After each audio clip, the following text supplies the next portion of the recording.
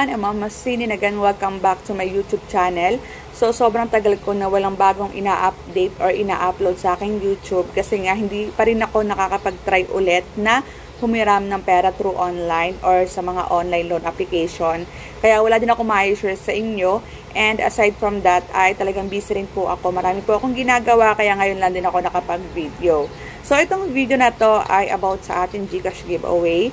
So, ito talaga ay ginaganap tuwing ika-end of the month. Pero dahil hindi ngayon natutuloy, ay ngayon po natin ito itutuloy. So, wala man sa oras, wala man to sa date. Please, nakakapag-share ako sa inyo ng kahit konting blessing. So, ito po yung mga kasali sa ating pag-giveaway. So, yan po yung mga nagsipag-comment, like, and syempre, yung mga nakasubscribe sa aking YouTube channel. So, dahil nga sobrang tagal ko na walang bagong upload, marami na namang question about sa mga online loan app. Lalo na yung mga old video ko and sa mga OFW loans. So, kung talagang interesado kayo na malaman kung paano mag-apply sa mga OLA or OFW loan, ay panoorin nyo lang po yung video ko kasi naka-detailed po doon lahat ng mga requirements or paano mag-process ang mga online loan application.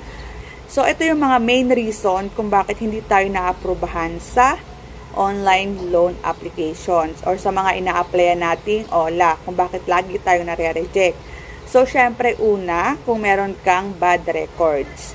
Ibig sabihin, kahit isang online loan app lang na in-applyan mo at na-aprobahan ka pero hindi ka naging good payer at hindi ka na nagbayad sa kanila or kahit delay ang pagbabayad mo, ay maaaring ito ang maging dahilan kung bakit hindi ka na ma-aprobahan sa iba pang pautangan online.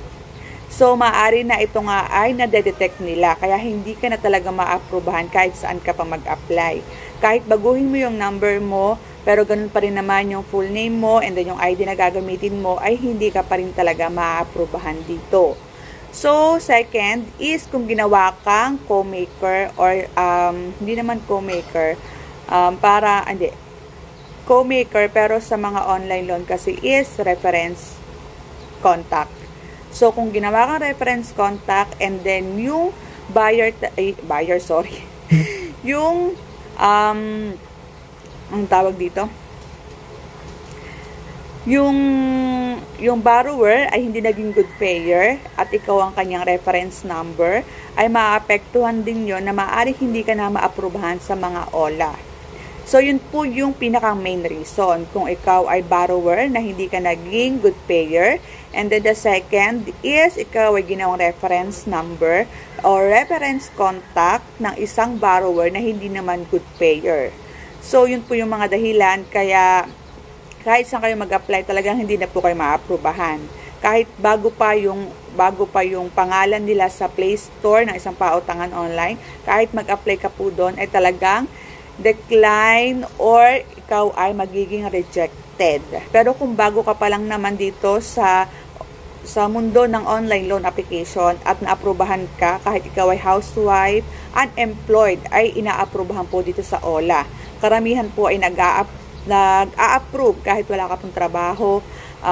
Kahit ikaw ay housewife or unemployed, ilagay mo sa kanilang job description is okay lang po. Kaya marami din dito nakakahiram ng around 1K, 2K kasi nga wala silang trabaho pero at least sila ay nakahiram ng pera. So, yun lang naman kasi nga baka ikaw ay paulit-ulit na nag-a-apply, lagi kang rejected. So, tigilan mo na yan kasi hindi ka na talaga ma-aprobahan. Kung ikaw lang ay hindi responsible borrower, okay? Balik tayo sa ating pag-GCash giveaway. So, ang ginawa ko dito is screen record na lang.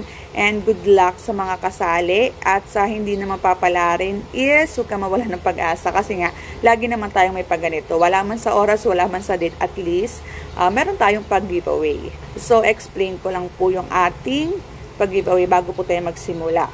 So, yung first na matatapatan po ng ating roleta ay makakatanggap ng 50 pesos cash. And then, yung 5 matitira, yung 4 po doon ay makakatanggap ng tig 50 pesos Gcash. And then, yung isa na pinakang winner at pinakang last ay makakatanggap ng 200 pesos. So, ito po yung pinaka-lucky winner natin. So, yun lang naman.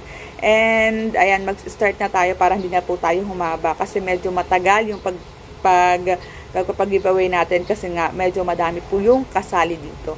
So, ayan, let's start.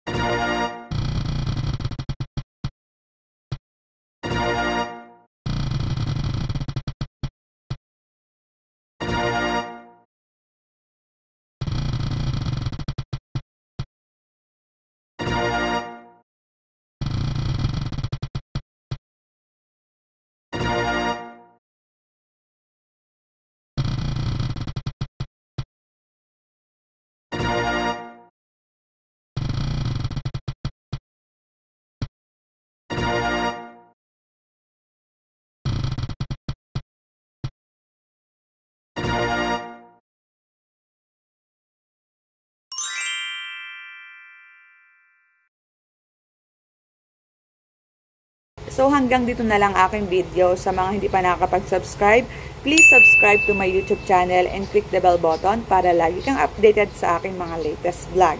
Thank you for watching.